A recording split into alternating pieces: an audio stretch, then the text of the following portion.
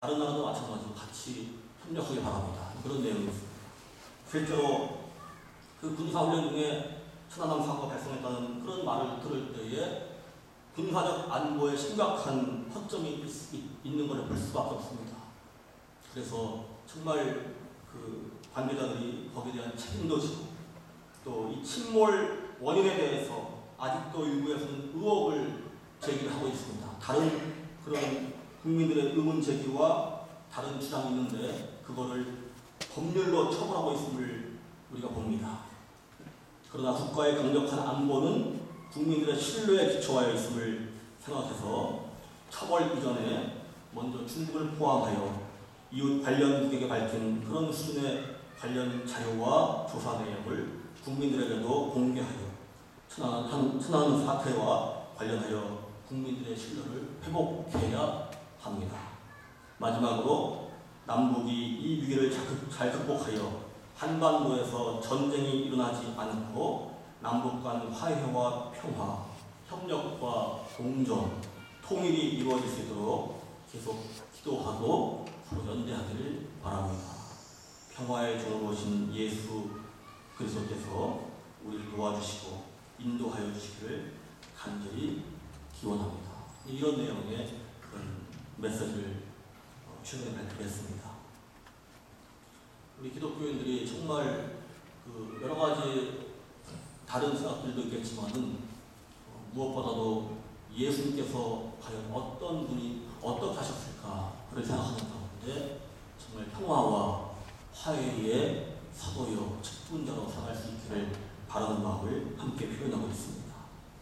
오늘 말씀에서 둘째로 우리가 서 있는 지금 이 자리가 바로 은혜의 자리라고 했습니다. 하나님과의 평화라는 근본적인 관계의 회복이 이루어졌기 때문에 언제 어디서나 어떤 상황 속에 있든지 이미 은혜의 자리에 우리가 서 있습니다. 이 근본적 회복 때문에 우리가 때로는 어려운 가운데 있더라도 그 자리가 하나님이 함께 하시는 은혜의 자리다 그런 얘기입니다. 실제로 우리는 하나님의 영광의 자리에 참여할 소망을 품고 자랑을 한다 했습니다. 이 사도 바울은 교회가 박해를 당하던 때입니다. 교회들은 환난과 핍박을 이겨내며 믿음 생활을 해야만 했습니다. 그런 가운데 오히려 감사하고 기뻐하며 예수 그리스도를 증거했습니다. 뿐 아니라 그 환난 가운데서도 자랑을 했다고 했습니다. 어떤 영어 성경 보면 이 자랑이라는 말이 뭐 나를 내세우고 이게 아니고 인조이먼트라고 인조이먼트. 그래서 환난 가운데서 우리가 기뻐합니다. 그런 뜻으로 번역을 합니다. 환난은 인내를 낳고 인내는 품격을 낳고 품격은 희망을 낳는다고 했습니다. 환난 당하면서도 믿음으로 이겨내는 사람들은 오히려 신앙과 그 삶과 인격이 자라서 더 깊어지고 더 견고하게 될 수 있다는 그런 얘기입니다. 신앙의 막 내공도 깊어지는 그런 얘기입니다. 우리가 당시에 살았더라면 이 사도 바울처럼 그렇게 그 당시 여러 그 박해 가운데 있던 사람들처럼 감사하고 기뻐할 수 있을까 할 때 쉽지 않은 일 같아요. 그러나 조그만이라도 낙심을 하고 흔들리는 우리 모습도 가만히 보면 과거의 그 사람들이나 우리들이나 똑같이 우리 힘으로 뭘 하려고 하면 할 수 있는 게 없습니다. 다 나약한 사람들입니다. 부족한 사람들입니다. 그러나 그 가운데 함께 하시는 성령님의 도우심 가운데서 그 능력 안에서 우리가 그런 어려움 가운데서도 그걸 이겨내고 또 감사, 기쁨으로 살 수가 있는 겁니다. 그래서 우리의 약함을 도와주시는 분이 이 성령님이신데 환난 중에도 실망치 않고 낙심치 않고 마음속에 소망을 품은 채 끝까지 믿음의 걸음을 걸을 수 있는 것은 바로 성령께서 우리와 함께 하시기 때문이다. 그분께서 우리의 마음 가운데 사랑을 부어주셨기 때문이다라고 지금 이 말씀에서 그 말씀을 하고 있습니다. 사랑, 요한 1서에 보시면 사랑은 모든 두려움을 내어 쫓는다고 했어요. 하나님께서 우리 마음 가운데 삶 가운데 사랑을 부어주시면 그런 두려움도 또 어려움을 당할 때에 낙심하는 마음도 절망도 다 이겨낼 수 있는 겁니다. 그래서 그런 가운데 우리 힘으로 내 힘으로만이 아니라 하나님의 도우심 가운데 우리가 다시 일어나서 연결해가지고 또 감사하고 기쁨으로 걸어갈 수 있는 겁니다.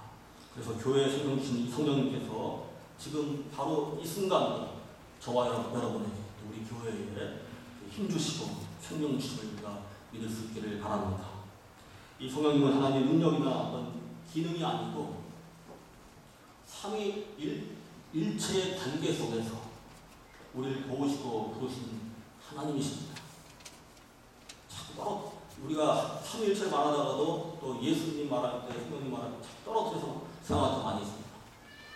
그런데 바로 그 관계 속에서 우리를 도와주시고 부르시는 하나님이십니다. 이 삼위일체 공동체에서 이루어지는 그 사랑의 친교 안으로 우리를 부르시고 우리에게 새로운 힘을 주시는 분이 바로 성령님이신 것입니다. 서로 구별되는 이 삼위가 서로의 친밀한 관계 속에서 영원한 한 몸을 이루셨듯이 우리 교회 역시 하나님을 사랑하고 이웃을 사랑하는 그런 사랑의 관계 안에서 그리스도의 아름다운 한 몸을 이루어가야 할 줄 믿습니다. 결국 이 삼위일체의 신비는 우리가 이성으로 막 교리로서만 그렇게 이해할 수 있는 그런 것이 아니고 또 우리 무슨 가슴으로 감정적으로 이해할 수 있는 것도 아니고 온 삶으로 우리가 살아가는 과정 속에서 점점 이해가 되는 그런 겁니다. 이 삼위일체 신비라는 것을 우리가 정말 더욱더 그리스도의 한 몸이는 교회 안에서 깊이 깨닫고 알아가는 우리 시온 감리 교회가 될 수 있기를 바랍니다. 진리라는 것은 추상적인데 그렇게 멀리 아니면 이렇게 막 그런 어떤 우리의 이성 안에서 머물고 있지 않습니다. 사랑의 친교 안에 있고 우리의 삶의 현장 가운데 들어있습니다. 영원한 생명으로 부활하신 예수 그리스도의 사건은 구체적인 삶의 현장 가운데 고난받는 사람들의 그 한가운데서 십자가의 한가운데서 그렇게 일어났습니다. 우리 사랑하는 성도 여러분, 저와 여러분은 예수 그리스도를 믿는 믿음으로 하나님과 평화를 누리는 사람들입니다. 하나님께서는 그 평화의 관계 속으로 모든 사람들을 부르셨습니다. 그 사랑과 평화를 온몸으로 삶으로 살아내고 증거하는 우리 모두가 될 수 있기를 주님의 이름으로 축원합니다. 잠깐 묵상으로 기도하시겠습니다.